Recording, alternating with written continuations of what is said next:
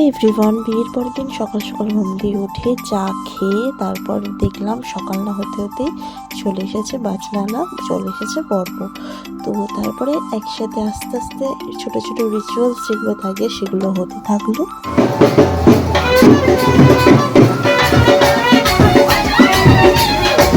আমি আর আমার বোন এখানে দাঁড়িয়ে দাঁড়িয়ে সব রিচুয়ালসগুলোকে দেখছিলাম যে কীভাবে কী হয়।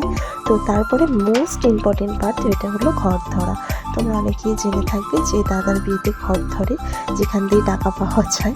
তো তারপরে ওদের শুরু হলো যে খেলাগুলো হয় সেই খেলাগুলো। তো তারপরে সেগুলো হতে থাকলো, আমরা দেখতেও থাকলাম। তারপর চলে গেছিলাম খেতে। খেতে আসার পর এই যে আমার দুষ্টু পাখিটা এত দুষ্টুমি করছে, ওর ক্লিপ না নিয়ে থাকতে পারলাম না। তো তারপরে বিকালের দিকে চলে গেছিলাম এম বাজারে, পিসির বাড়ির সামনেই একদম এম বাজার।